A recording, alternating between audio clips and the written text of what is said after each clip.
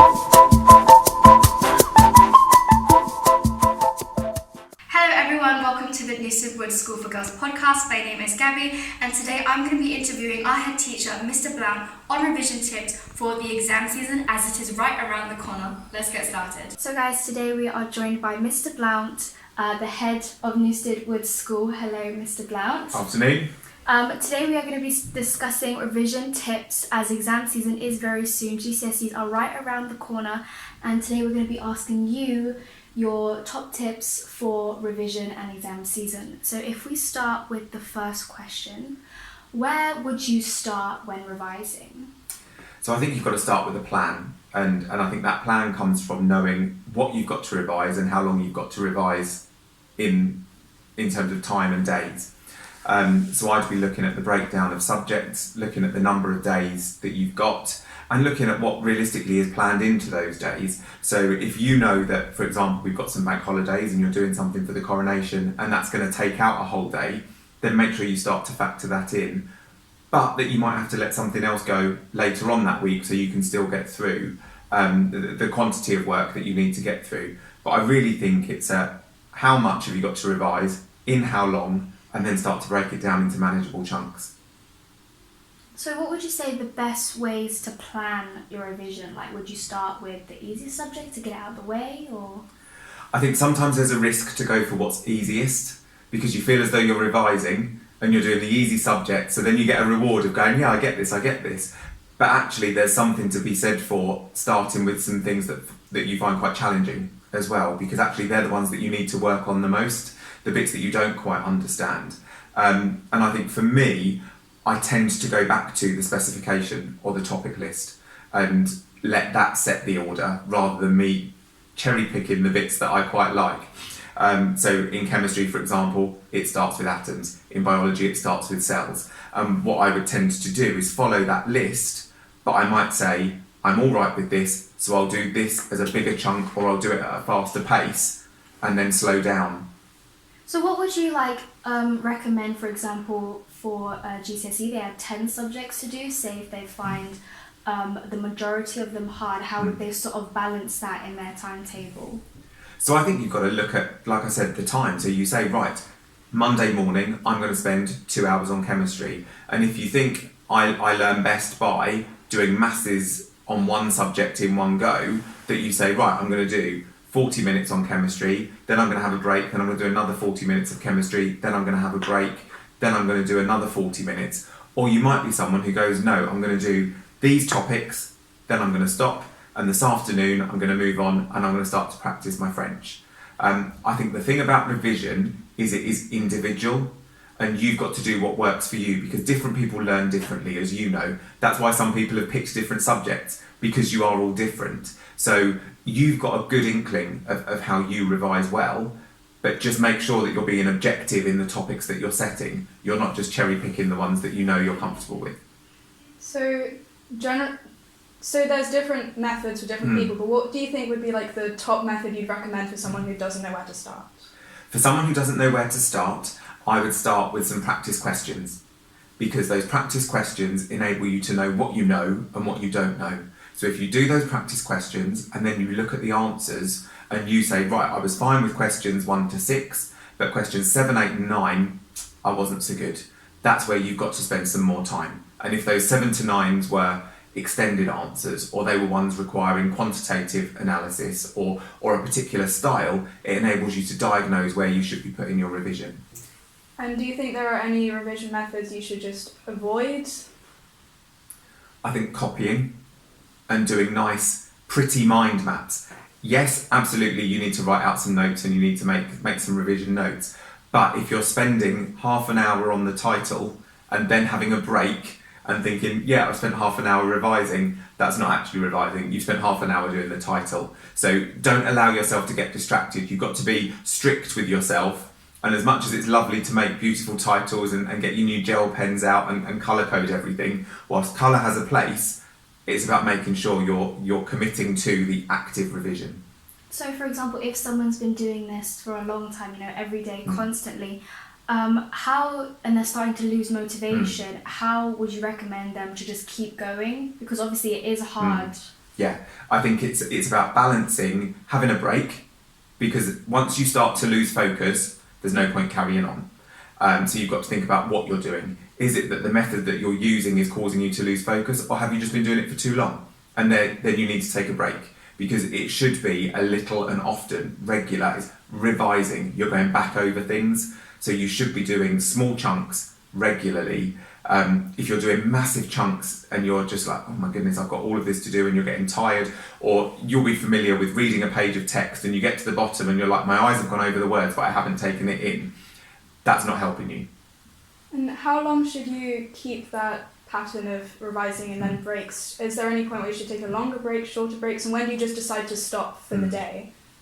I think you've got to trust yourself a bit, and that doesn't mean that you go at 9 o'clock in the morning, I'm going to stop for the day. But if you know, like I said about the coronation this weekend, if you know you're going for the big lunch on Saturday or Sunday with friends and family and you're going to be out for the afternoon, then you say, okay, I'm going to work up until 11 o'clock and then I'm going to stop because we're going out at 12 to go out for lunch. And you acknowledge that, because it's right that you have that balance, but what you can't do is go out for everything and not get the revision done. There's got to be a balance between the revision. But if you plan it out and you say, yeah, I can get a good 3 hours of revision in on Saturday morning before I go out for Saturday afternoon. And I use the coronation as an example, but you might be a sports person or have a part-time job or something like that. So you've got to fit it around those commitments. But sometimes realise that for this next sort of 6-8 weeks, some of those commitments might just need to be scaled back or paused, ready for you to pick up come July. So, for example, if you're trying to cram everything into one day to be able to get it ready for maybe an event you have in a couple of weeks, and you start to feel burnt out and stressed, like how do you recommend recovering from that, and how do you get back into the routine of constant revision? I think it's about acknowledging that you feel that way. You know, sort of, it's a legitimate feeling. It's a stressful and an anxious time. These are exams and they're your GCSEs. So I think acknowledge that it is going to be difficult at times, and there are times when you've got to go, I've just got to do this, and you give yourself a little bit of a talking to and go, look, I'm finding this hard, but it's because it's really challenging material. It's higher tier. It's grade 9. I'm going to find this tricky. But that if you're really going, no, look, it's not working, then you go and ask for some help. And whether that's an older brother or sister or mum or dad, or you're in school asking your teacher, saying, can we just go back over this again? Then that's where you reach out. So I think if you're starting to feel overwhelmed, change and look for support. So how do you look after your mental health throughout the exam season then? Because obviously it is a very stressful time, and there is a lot of anxiety around, from peers, from teachers, pressurising. So how do you recommend just kind of recovering and taking a break from all that? I think you take tips and you take guidance from others, but you realise, to use the metaphor, you're running your own race. And so it might appear that people around you are revising more or doing things differently. That doesn't mean that your way is wrong. If you've got a plan and you've got something that fits and is working for you, then trust yourself that you stick with it, because the person that you're comparing yourself against might have a very different routine. They might have a different home setup. It might be that they share a bedroom and have got a brother or sister that they're sharing with, who's also revising for an exam, so they're taking it in turns on the computer, so they have to work in a different way to somebody who's all by themselves. Or they have an early morning swimming programme that they have to do, so they start their revision at 10 o'clock, whereas you can say, well, I've done 2 hours from 8 until 10 and I'm ready to take my first break at 10 o'clock. So I think recognise the individuality of it. Make sure you have got the ability to go for a walk, go out into the garden, take the dog, that sort of thing, so you can put a break and allow yourself to process what you've been through. But you take the tips and the generic guidance, but you've got to make it specific to you and your circumstance and your particular style of revising as well. So also we've heard a lot of discussion on maintaining a work-life balance. But how do you maintain that while still making sure you get everything done, and also making sure you're still looking after your mental health and making sure you're still productive? I think the fact that you're asking the question means it's in the forefront of your mind, which is a really good thing. And I think when you talk about balance, you've got to make sure you've got the balance. One can't outweigh the other. So if it's, oh yeah, I'm getting stressed, so therefore I have to go and do this, actually you're not going to get enough revision done. If every time you go, this is a bit tricky, I'm going to go and do pony club or take the dog out or go shopping, you've got to acknowledge that there's going to be a bit of challenge and a bit of anxiety, and a bit of anxiety is good, because actually as you start to get a bit anxious and you start to release hormones, actually that adrenaline is what gives you that extra bit of something, and you come out of the exam, and you'll know from exams when you come out and you go, I don't know where I remembered that from, but you did. That's because you've got that bit of adrenaline and those hormones going around in your body. So I think it is about remembering balance, but remembering balance in its truest sense. Balance doesn't mean giving up as soon as you feel something's a little bit uncomfortable. Balance is about acknowledging it's uncomfortable and going, look, I've only got to practice these questions for another 15, 20 minutes, and then I can go out into the garden, I can go and do my trampoline, I can go and do whatever it is that I do. Would you say that's going to be the same for extracurriculars, for example, musical extracurriculars, like lessons and practice? How would you recommend balancing that into your day? I think you've got to look at what the ask is. And if you've always been able to do lots and lots of extracurricular, it might be that you need to say, look, just for the next 6 weeks, I'm only going to do 2 practice sessions a week, as opposed to every practice session, because it is only for 6 weeks. So something might have to give in order for you to devote the time to being able to do the revision, because this is an important time. But if you think, no, when you come back to when you said how would you start with a plan, and you put in the plan, these are things that can't move. Then if you've got enough time to work around that, then they can stay, and it's important that they do form a part of it. And equally, if you're doing PE and you're doing a sporting enrichment activity, then that helps you complement the PE learning that you're doing, or music or something like that, because you're going to be engaging with certain scores or practicing certain notations and things like that. So maybe it is you do your music revision and then go to your music lesson, or you go to your music lesson and then do music revision, depending on what it is that you do. It might be that you're someone who is quite happy to do some painting, but you've got a podcast in your ear that's going through the revision or the text for your English literature, so you can be listening to it whilst painting. It's what works for you, but acknowledge that there are different ways of doing it for different people, and you come back to, don't be going, oh my goodness, so-and-so's doing this, I must be doing that as well, because you're all different. So a couple bonus questions. Would you like to? So for you personally, what do you wish you had known, or what do you wish you had done when you were revising? Gosh, it's going back quite a long time. I think I wished I'd trusted myself that bit more, because I did do all right in my exams, and I think I could have been maybe not as hard on myself. Now that doesn't mean really kick back, but trust that if I've got a plan and I know I will get through the revision, and it's sort of slow and steady will get me there, then trust myself. And I think back to when I was revising, we didn't have podcasts and we didn't have the internet. So we were using books, and we would sit and we would write things out. And certainly for me, one of the things that I still remember is that we wrote revision notes, and I did write the different revision notes in different colours, and I could associate the colour with the topic that I was writing about at the time. And so there are things that I look back now and go, I was right. I can still remember that the environmental pages were all green, because I'd written them in green pen. Don't be too hard on yourself, and trust. If you've got a plan and you know what you're doing and you're sticking to it, then trust yourself. So what would you say you struggled when revising? Like what did you struggle with during the revision times? I think when I go back to my GCSEs, where I struggled was the subjects that I wasn't as interested in, to be honest. The ones that I liked, I was happy to devote the time to.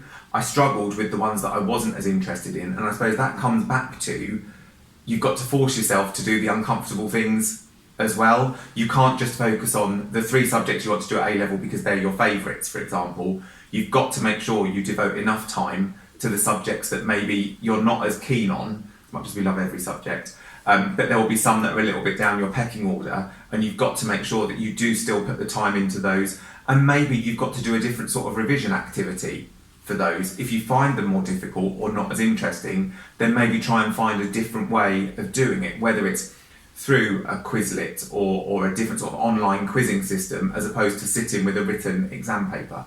Ultimately, you're going to have to write your exam paper, so you need to practice that. But think about changing up the ways of the ones that you aren't as keen on. And how about something that really worked for you, like just your favourite revision method, something that you'd recommend? I think for me, go back, as I said, it's going back, I can still remember some of the colours that I used, and I'd colour-coded. And that wasn't from a conscious position of me thinking I'm a visual or a certain type of learner, but it worked, that I did certain topics in certain colours. And for me, going back into that exam, I was able to go, that's on the green page, it's up there on the top right-hand corner, or that was on my purple page and that was over there. So that did work for me. And I think the other thing is, don't overlook the basics of things like vocabulary and using the right word in the right place. And that's things that it could be as simple as you're doing the washing up at home and one of you's washing, one of you's drying, and you've got the other person just testing you on the words and the keywords, because if you're using the right vocabulary in the right place, that's going to pay dividends as well. So don't overlook the simple things. With the colour-coded sheets, do you think it helped you memorise information, or you just kind of knew about where they were? It helped me associate. So it wasn't about memorising the information, it was when I was asked that question on there, my mind was able to go to that part of that sheet because I had the association, which helped me. Not everybody learns the same way, not everybody revises the same way, but for me, it was to enable me to have that association, I think. So then what would you say was probably the worst revision method? For me, I don't like reading off of a screen. I prefer paper. And now that's a generational thing as well. But I tend to, if I'm reading something, I'll be making notes down the side. If I'm trying to read off of a computer screen, I struggle and I start flicking up and down and I lose interest. And it goes back to what you were saying earlier.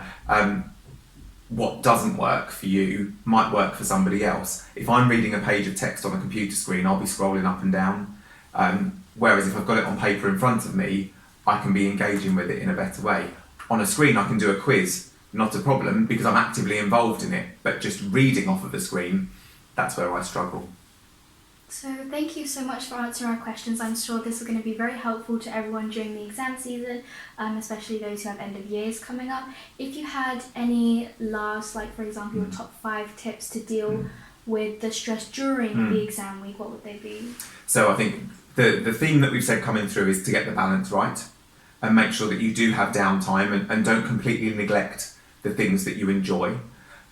Be kind to yourself, because it is a hard period, and so you've got to be kind and you've got to acknowledge yourself. And I think if you can come away and go, I've done the best I can, then you can't go too far wrong.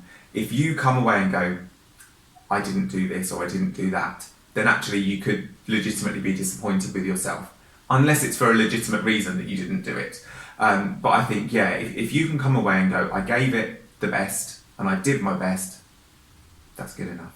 Thank you so much. I'm sure loads of people will appreciate this. Thank you so much for listening. Our next topic is going to be reading and books with our librarians. So if you have any questions for them, remember to leave them in the comments and we'll try to get through as many as we can.